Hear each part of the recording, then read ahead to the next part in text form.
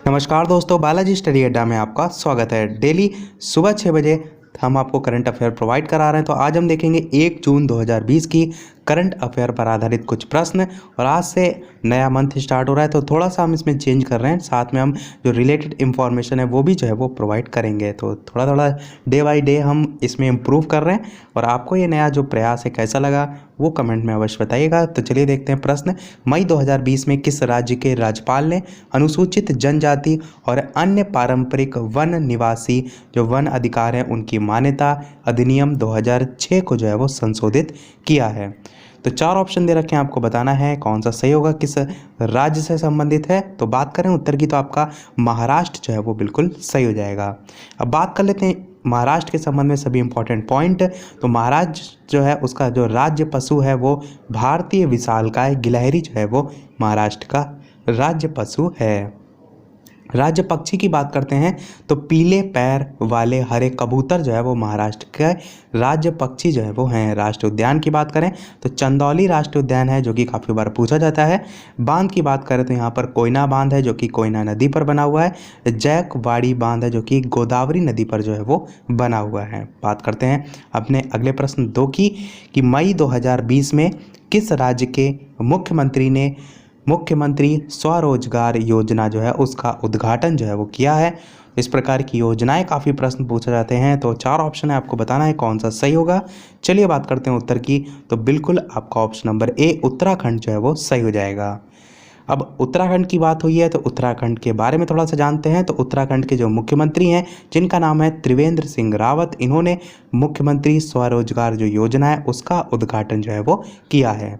इसके तहत आवेदन करने वाले जो प्रवासी हैं उनको संबंधित अधिकारियों से त्वरित मंजूरी जो है वो मिल जाएगी और उनके जो आवेदन है वो तत्काल सब्सिडी वाले जो बैंक हैं उनको जो है वो भेज दिए जाएंगे, जो कि पहाड़ी ज़िलों में 25% और मैदानी ज़िलों में 15% जो है वो होंगे।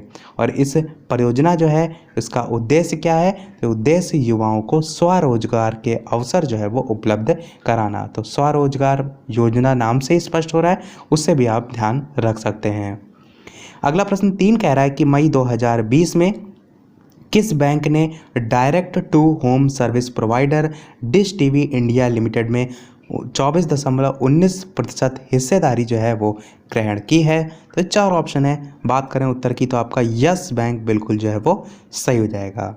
तो जो यस बैंक है लिमिटेड उसने direct to home service provider dish TV India limited में 24.19% जो हिस्सेदारी है वो उसका अधिग्रहण जो है वो किया है। और पिछले 1 साल में ये 5वां उदाहरण है कि यस बैंक ने गैर बैंकिंग जो व्यवसाय है उसमें बहुमत हिस्सेदारी भी जो है वो हासिल की है।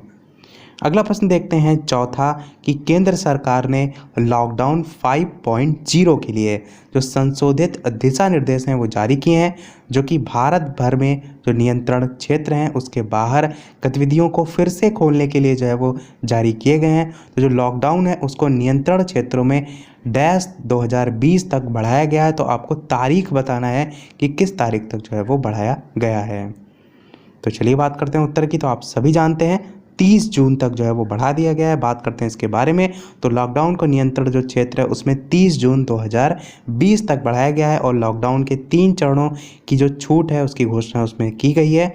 और अब देश भर में रात 9 बजे से सुबह 5 बजे के बीच जो व्यक्ति हैं उनका आवागमन जो है वो प्रतिबंधित रहेगा, ऐसा भी इसमें बताया गया है। अगला प्रश्न देखते हैं 5वां, भारत में कुल प्रत्यक्ष निवेश यानी कि FDI 2019-20 के लिए वित्तीय वर्ष में कितने प्रतिशत बढ़कर $73.46 बिलियन हो गया है? तो 4 ऑप्शन है, आपको बताना है इन चारों में से कौन सा सही होगा। तो बात करें उत्तर की, सही हो जाएगा आपका 18 यानी कि ऑप्शन नंबर 4। बात करते हैं इसके बारे में तो भारत में कुल प्रत्यक्ष जो विदेशी निवेश FDI है वो 2019-20 के वित्तीय वर्ष में 18% बढ़कर $73.46 बिलियन जो है वो हो गया है। उद्योग संवर्धन और आंतरिक व्यापार विभाग, जिसको हम DPIIT कहते हैं, इसके द्वारा गुरुवार को जो जारी आंकड़े हैं उसके मुताबिक ये 4 साल में सबसे ज़्यादा जो है वो है।